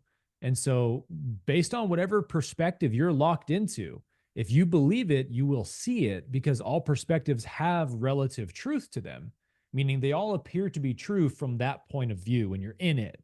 When you're looking at a perspective from a different perspective, well, you can see all the flaws in it and stuff. So we really are grappling with our own confirmation bias and lack of openness to other perspectives. It's exactly what you said earlier. It's the opposite of love is judgment. And to be in fear is a type of judgment on the universe, right? I'm not safe here. This isn't a good universe, etc. Judgment is the ultimate killer of love and the heart chakra from opening. So like to me, the game we're in, which on one hand, as you've shown us tonight, is extraordinarily complex and intricate and mathematical and geometrical and astrological, and so complex is our universe. And yet we can just boil it all down to this one simple truth. The whole universe exists for the purpose of love to be made manifest. And that's actually all you really need to know to win the game, as complex as the game is. I find that to be a very interesting and amazing paradox. I do too. And, you know, it's funny because, you know, having been like you, I studied the Bible my whole life. Mm-hmm. And I was always fascinated by the concept of what's presented in Revelations, right? And the final judgment, the last judgment, the judgment day. And I finally realized that that was really just a different way of describing the end of judgment. When you go into the paradisiacal glory and paradise for 1,000 years, which is really just half of this aeon, right, that we're in now, Aquarius, where it's all going to be shifted, all going to be different. You start to realize that, oh, wait, that's a world that doesn't have the judgment. It has love instead. Yeah. The final judgment is the end of judgment. The last judgment. What a trip. That's a trip. I mean, that is what A Course in Miracles says, though. The last judgment means the final judgment, which is actually your judgment, not God's. The Course says God is incapable of judging. Why? Because God knows everything. You can't judge what you already know. So who's judging on the last judgment? It's you. It's when judgment ends in your mind. That's the last judgment. Incredible symbolism.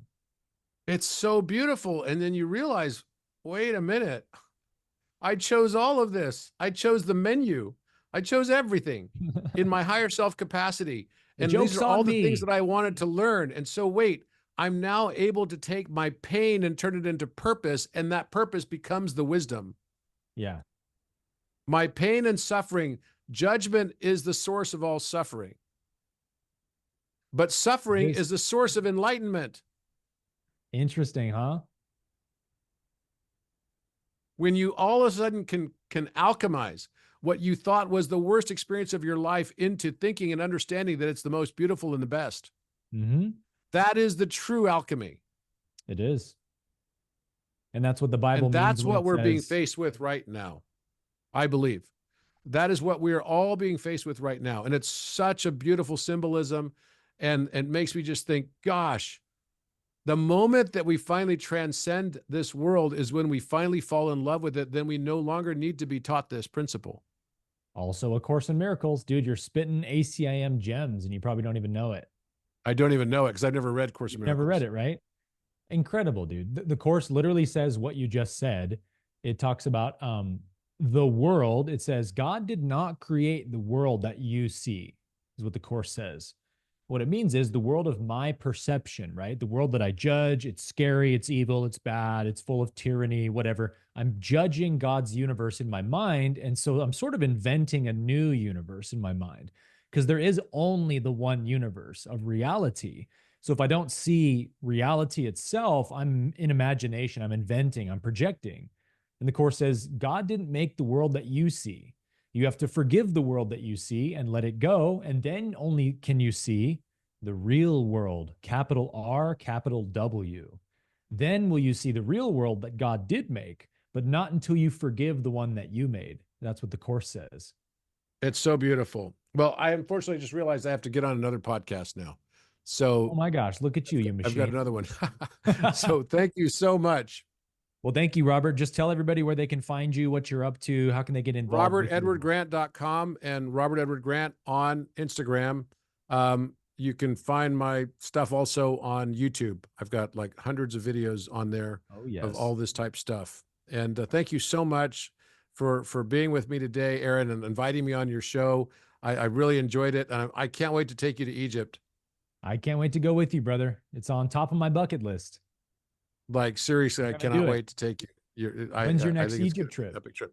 I'm going in February, and I'm going to try to figure out a way to, because it sold out so fast. I couldn't even, like, it was nuts. But I've got, I kept a few rooms, like, for just in case extras that I wanted to make, happen. So I'm going to see how many I have left. Spots for your buddies, man. Yeah, that's right. That's right. Hey, are you going on Kyle Cease's podcast next? No, I'm going on a guy named Richard Merritt. Oh, okay. I saw somebody in the comments say that. Yeah.